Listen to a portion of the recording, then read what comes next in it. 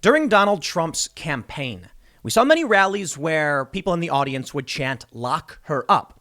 Donald Trump was very disparaging towards Hillary Clinton and even said she'd be in jail at one point. So many people started saying, "Lock her up." The media decried this. We cannot target our political rivals with threats of jail time. So they said. Well, now we're getting what may be, once again, a dramatic escalation in whatever you want to call the conflict that's going on right now. It didn't end with Donald Trump leaving the White House. And as many feared, it's only going to escalate. According to a new report from The Intercept, the FBI has seized congressional cell phone records related to the Capitol attack, with the FBI stating explicitly that some of the suspects they're investigating are members of Congress. My friends, we're getting dangerously close to, I guess, the next escalation, the next breaking point, the next time, whatever you want to call it. Because I've said too much in the past, like that's the precipice. Oh, we're off the edge. Oh, we're falling. And in those previous statements, those previous videos, I'd say something to the effect of, I meant that we were past the event horizon, as it were. There's no turning back. But the next major milestone in this would be the investigation of members of Congress as some kind of criminals, as they now want to launch this 9/11 style commission on the Capitol riots. But the next and most terrifying thing would be the arrest of these individuals. My fear is that I have no reason to believe they won't do that.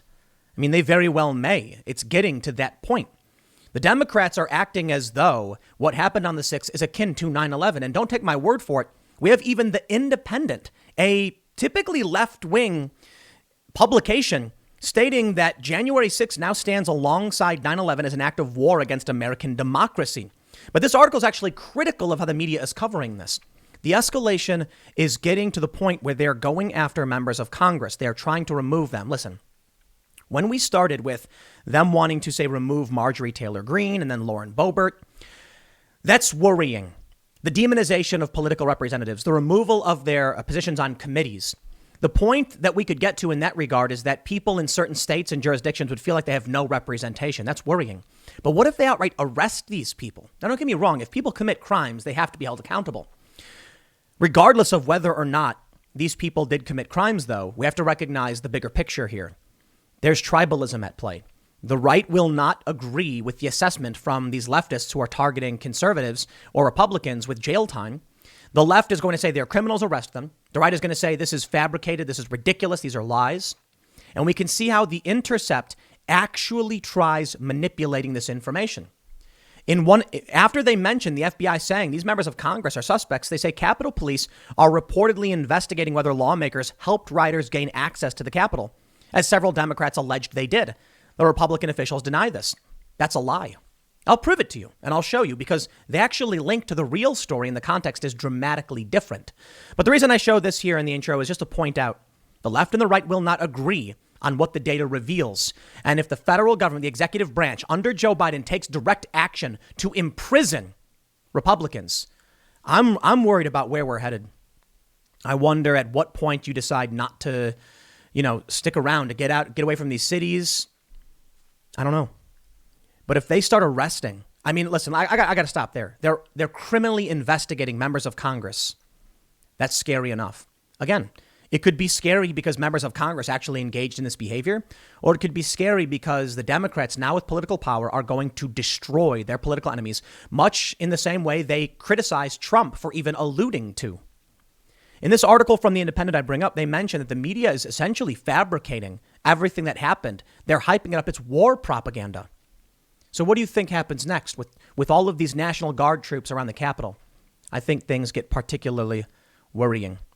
Well, let's read this. But before we do, head over to timcast.com and become a member in order to get access to exclusive members-only segments. We recently did a full hour with Sydney Watson, a conservative commentator on YouTube. It was a whole lot of fun. For some reason, we were talking about kangaroos and fake news. Check it out. It's available for members only. But we actually have a series of full bonus podcasts the past several days because we just like talking so much, I guess. So you got James O'Keefe. You've got Phoenix Ammunition. These are the guys that banned Biden voters from buying their bullets.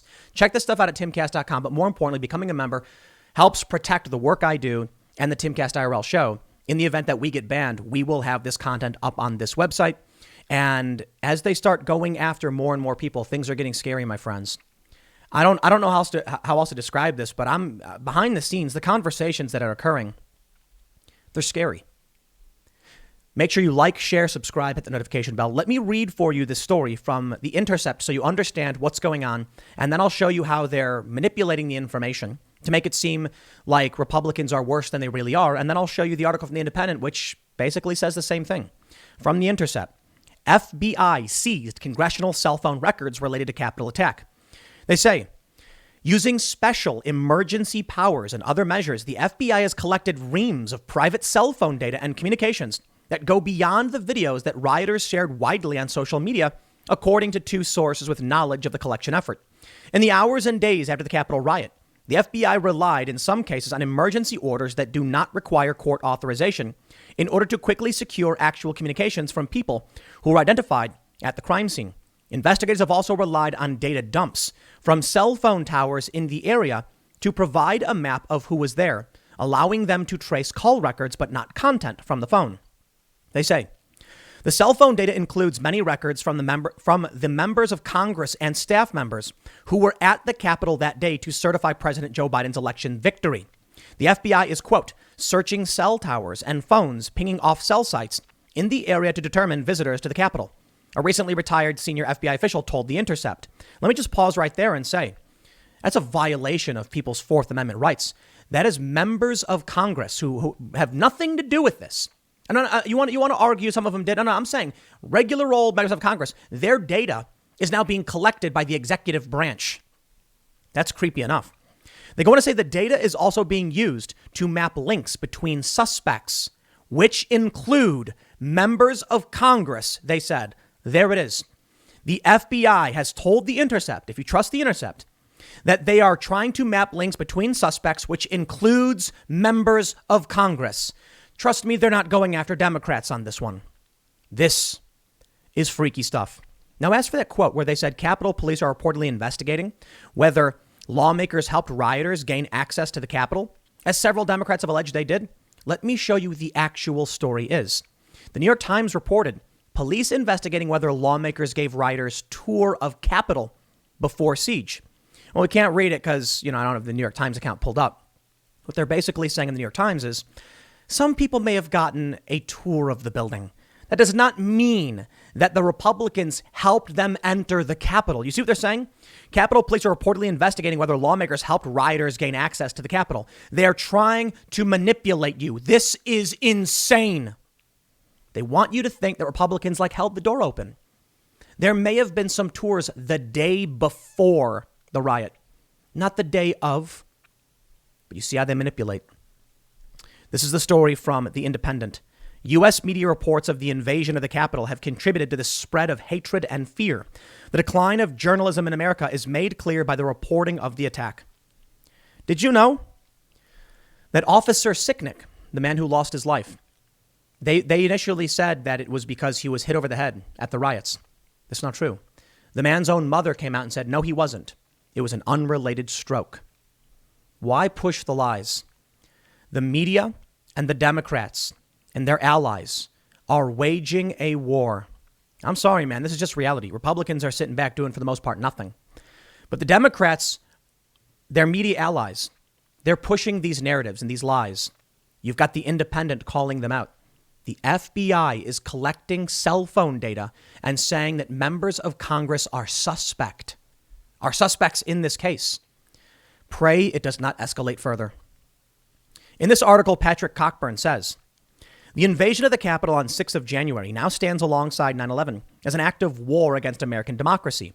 Unsurprisingly, news coverage of the incursion has come to resemble war propaganda. All facts, true or false, are pointed in the same direction with the aim of demonizing the enemy and anybody who minimizes its demonic nature. The 3-hour takeover of the Capitol building by a pro-Trump mob is portrayed as a coup or an insurrection egged on by President Trump. The 5 who died during the events are seen as evidence of a violent, pre-planned plot to overturn the result of the U.S. election. Film spliced together and shown by prosecutors during the impeachment proceedings give the impression that what happened resembled a battle scene in Braveheart. Does it really matter what did occur? Many people feel that anything damaging to Trump and his fascistic followers is all right by them. They may suspect privately that accounts of Trump's plot against America are exaggerated, but the fabricator of 30,573 falsehoods over the last 4 years is scarcely in a position to criticize his opponents for departing from the strict truth. They argue that he is an unprecedented threat to American democracy, even as it becomes clear that what actually happened in the Capitol on that day was radically different from the way elements of the media reported it. It's amazing. This man, particularly critical of Donald Trump, but calling out the media for their lies. He says, but what is reported matters, and particularly so when it risks exaggerating violence or deepening fear and a sense of threat. If the U.S. government really was the target of an armed insurrection, then this will be used to justify repression, as it was after 9/11, and not just against right-wing conspiracies, but with theorists. By becoming partisan instruments for spreading fake news, the media undermines its own credibility. They say, a problem with a giant news story like the Capitol is that at first it is overcovered before we know the full facts, and then it is undercovered when those facts begin to emerge. This has been true of U.S. media coverage, but even at the time, it seemed to be a very peculiar armed insurrection. Only one shot appears to have been fired, and that was by a police officer who killed Trump supporter Ashley Babbitt, who was involved in the storming of the Capitol. In a country like the U.S. awash with guns, this absence of gunfire is remarkable. 5 people died during the takeover of the Capitol, and this is the main proof of a deadly intent by the rioters. But one of the dead was Babbitt, killed by the police. 3 of the others were members of the pro-Trump mob who died respectively from a stroke, a heart attack, and from being accidentally crushed by the crowd. This leaves just one person, Capitol Policeman Brian Sicknick, as the sole victim of the Trump supporters who allegedly beat him to death with an extinguisher. On 8th of January, the New York Times ran 2 stories about his death, quoting anonymous law officers as describing how pro-Trump rioters had struck him on the head. He is then reported to have been rushed to a hospital, placed on life support, but to have died the following day. The graphic story went around the world and was widely picked up by other outlets, including The Independent, the BBC, USA Today. It was also separately reported by the Associated Press. It gave credibility to the idea that the pro-Trump mob was willing to kill. I'm going to stop there and just mention, even I fell for this. I believed all of these outlets. I didn't think it could be false. It was false. They say, over the last 7 weeks, without the world paying any attention, the story of Sicknick's passing has progressively unraveled. Just how this happened is told in fascinating detail by Glenn Greenwald, the investigative journalist and constitutional lawyer, who concludes, the problem with this story is that it is false in all respects. It was always strange that, though every event that took place during the riot was filmed, there is no video of the attack on Sicknick. He texted his brother later that day and sounded as if he was in good spirits. No autopsy report has been released that would confirm his injuries. Conclusively, the New York Times quietly updated its original articles, admitting that new information had emerged that questions the initial cause of death.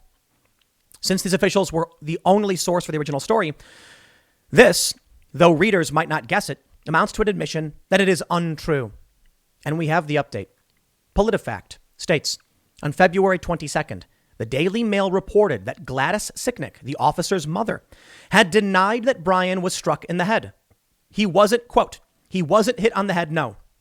We think he had a stroke, but we don't know anything for sure, she said, according to the Daily Mail. More than a month after its January 8th article, but before the Daily Mail report, the New York Times attached an update to its report about the extinguisher, saying new information has emerged that questions the initial cause of his death provided by officials close to the Capitol Police. They don't want to admit it, but it was just not true. And this is how scary things are really getting. When this was used to justify an impeachment, when they're now trying to launch some kind of 9/11 style commission investigation, they are treating this as though it is 9/11. Again, I want to make sure I just stress the worrying thing is I fear what will happen if they actually arrest sitting members of Congress. And dare I say, I think we are close to this. The feds are investigating. It may stop there. But Donald Trump has indicated he will run in 2024, and many pundits have stated Trump is going to run again. The impeachment did not stop him. The Supreme Court recently said that Trump's tax returns can be released to the New York prosecutors. So they may try and get Trump on criminal charges to prevent him from running. Where are the cries that they're trying to interfere in the presidential race of 2024 when they're trying to criminally prosecute Trump for this? When Trump tried investigating Joe Biden, they claimed he was interfering in the election. He was trying to dig up dirt on his opponent. Where are those cries now? Do not believe for a minute that there are people in this country who will just sit back. The 6th should have been scary enough. What these people did going into the Capitol was crazy and dumb. But it shows you that many don't care. They're angry. Some of them were calling it a revolution. And do you think this is scary stuff? We do not want violence. We do not want this. The Democrats need to stop. Republicans aren't doing anything. They're sitting around twiddling their thumbs. The Democrats are ramping up everything. The media is lying to make it all seem worse than it is. This is going to drive people to the edge. There's more. The feds are investigating Roger Stone, Alex Jones, over roles in the Capitol riot. Charges were unlikely for Stone and Jones, but investigators want a broad view of who might have instigated the violence. Well, I don't know what Alex Jones was saying to people there, but many people have pointed out that he was actually saying, stop, don't go in there, be peaceful. Donald Trump himself said peacefully and patriotically have their voices heard, but the Democrats still said that was calls to violence. This is going to bifurcate this country. It's not about whether you like Jones or Stone. It's about the fact that the hyperpolarization is just getting worse. You know, there was a period where there was still a swath of land between the two large masses of hyperpolarized tribal left and right. That landmass is gone, but briefly there was a small bridge. That bridge shattered. Now you have two entirely separate island continents. You have the left saying, we know it's true, lock them up. You have people on the right desperately calling for calm for the most part. You had Ted Cruz and many others saying, we need to stop this. The Democrats won't. They're out for blood, figuratively and probably literally. NBC News says, federal authorities investigating the Capitol riots are looking into whether high-profile allies of former President Trump, including Roger Stone and Alex Jones, played any role in organizing the violence. A law enforcement source with knowledge of the inquiry said Saturday. The Washington Post first reported that the possible roles of Stone, Jones, and Ellie Alexander, organizer of the Stop the Steal rally, were being investigated. The law enforcement source said that charges were unlikely, but that investigators want to get a broad understanding of any possible instigators. They go on to say that Trump pardoned Stone, blah, blah, blah. I don't think that's really relevant to what's going on right now. They say authorities announced Friday that 6 more people linked to the far-right Oath Keepers militia had been indicted on charges that they planned and coordinated with one another in the deadly January 6th attack. I really am worried about where all this is going. Perhaps I could give you a comforting lie and say things are calming down, people are coming together, but it's just not the case. Every day we hear some more insane news story about how things are just escalating. And I really am hopeful. I really am crossing my fingers and hoping that the feds do not arrest sitting members of Congress. I mean, look, it was bad when Trump was threatening to lock up Hillary Clinton. I often said, if she committed a crime, lock her up. If Donald Trump committed a crime, lock him up. If these members of Congress committed crimes, lock them up. But you need to consider the tribalism today it's insane. The divide is massive. There will never be a unified belief that an arrest will be justified in any capacity. I mean, that's probably true for Hillary Clinton, I'd imagine. The thing about arresting Hillary in the, over the email scandal, because, she essentially ordered the destruction of public documents, is that the progressive left and the Trump supporting right would all basically be okay with it. There would be no large unifying base upset over the arrest. Right now, if these members of Congress, Republicans, presumably, are arrested, the progressive left is going to cheer. The Democratic establishment will cheer, and that will be the hard, explosive divide in this country.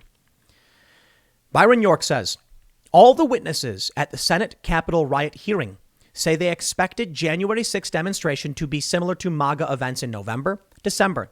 Chance of violence was thought to be remote to improbable. That's what I thought. Seriously.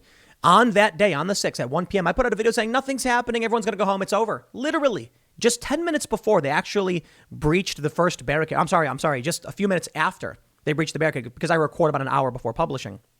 I was like, nothing's happening. Trump's giving his speech. He said, be peaceful. And that was the end of it. I did not expect this. And I'd been saying before, nothing's going to happen, and that's why I thought there wasn't a heavy security presence. Nobody thought this was going to happen. But the escalation, I suppose, the culture war has come to that point. And, I've brought that up for a long time. When people used to tell me that it wasn't possible, they're angry, many of these leftists, that I dared mention the possibility. Because these news outlets were talking about civil war and I said, I think we're getting dangerously close. That's my fault. Whatever, man. These conversations happen. And we're being told that people on the right should have no faith in this system. The people they want investigated don't get investigated. The court cases they want are thrown out on standing, not on merit. That you then hear these progressives, I can only imagine grifters, not accurately depicting why the Trump court cases are being thrown out. Standing is not merit. If there was a court case that came up and they said, I believe X, they said X is untrue, that's on the merits. What they're really saying is you have no right to actually challenge this. Which brings me to the next worrisome escalation. I mentioned this briefly the other day, but there's a statement that I think really should be brought up. Justice Clarence Thomas reveals some sympathy for Trump's baseless fraud claims. A lie. The media is lying. This scares me, man. Clarence Thomas issued a dissent because in Pennsylvania, Republicans filed a lawsuit saying that changing the rules around mail-in voting was unconstitutional. Clarence Thomas said, essentially, if we're not going to hear this case before because it's too soon, and we're not going to hear it after because it's now moot, then when do we clarify the rules to prevent, to let people know they can trust the election in the next cycle? What does WENY, NewsGuard certified, say? That he's revealing sympathy for Trump's baseless fraud claims? That's not what happened, but let's read. They mention a longtime conservative, Thomas's legal views naturally aligned with the Trump administration, but his dissent stands out for how much it subscribed to the Trump worldview of fraud, a notion debunked by election law experts and that has failed overwhelmingly in dozens of state and federal court challenges. What they don't tell you is that most of them, not all, failed on standing, meaning if someone throws a rock at you, I can't sue on your behalf because I was not the injured party. You see how standing works. Quote, we are fortunate that many of the cases we have seen alleged only improper rule changes, not fraud. But that observation provides only small comfort, Thomas said.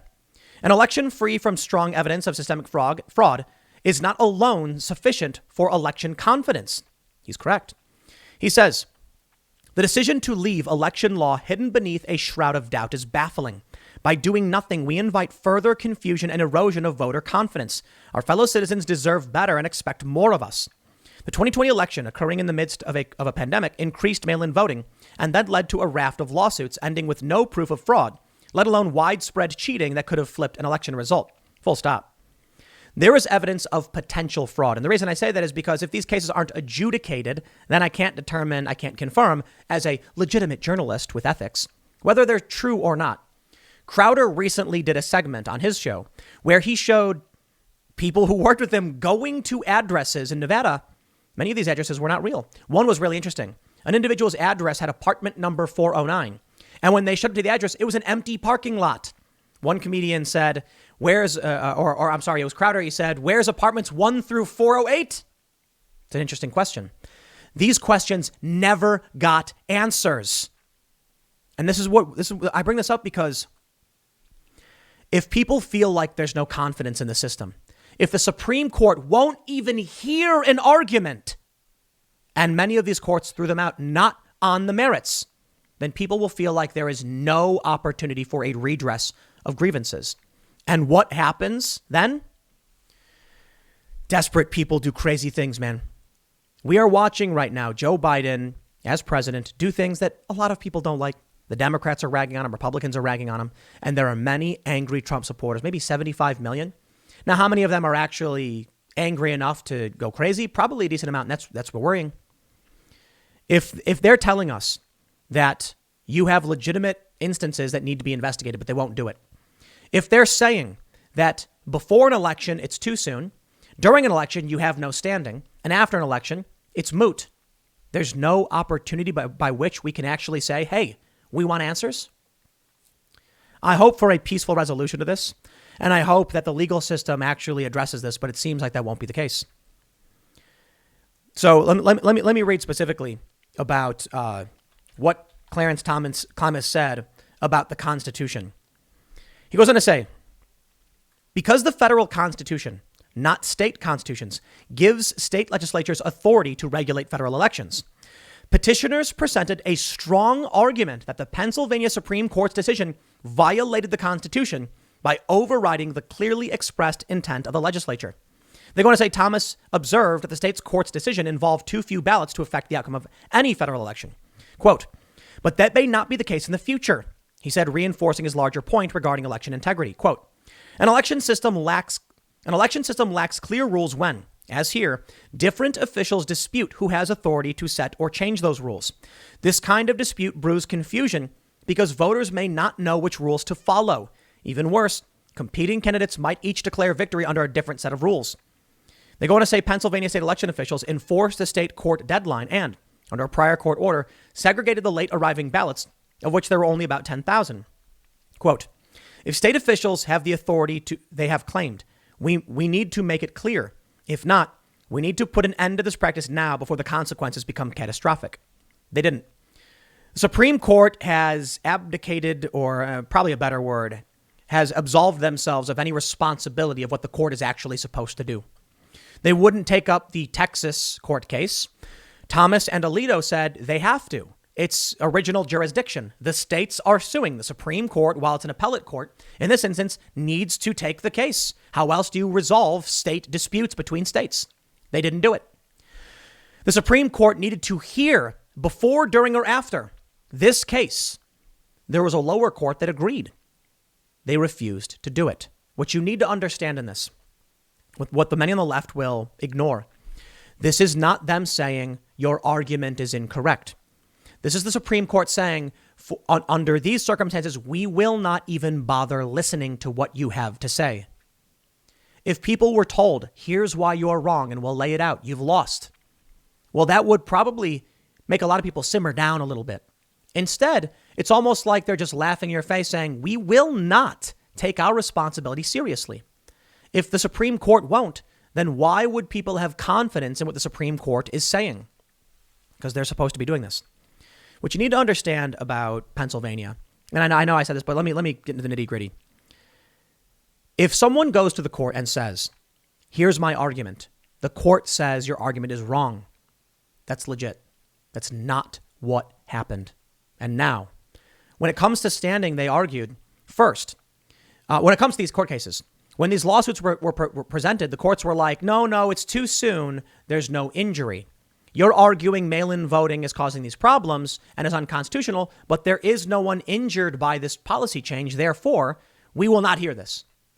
During the election, they said, no, you have no standing to bring this because, well, it was Republicans who actually passed the law, and that's true. And it's too late anyway. But maybe afterwards, when we have the injury and we see who the injured parties are, then they said, it's moot.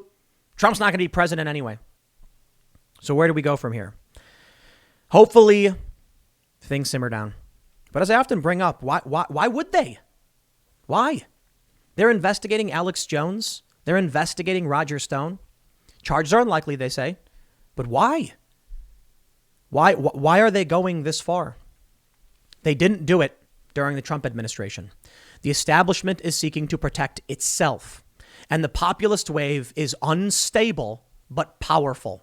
Sometimes the left progressives and the Trump supporters agree on things. And with that, that's powerful. The problem with the left progressives is that too often they're hoping the Democrats will throw them a bone. Well, they don't. And they think the Democrats are their path to salvation. Republicans, Trump supporters for a long time thought Republicans were their path. But now they've basically split and said, F the Republicans. Now's the opportunity for the populist wings of the left and the right to say, get the establishment out of there. But the left progressives won't do it. What that means is if the feds start going after the right, they'll be cleared to essentially do it. Once the Republicans get arrested, they'll come after the progressive left.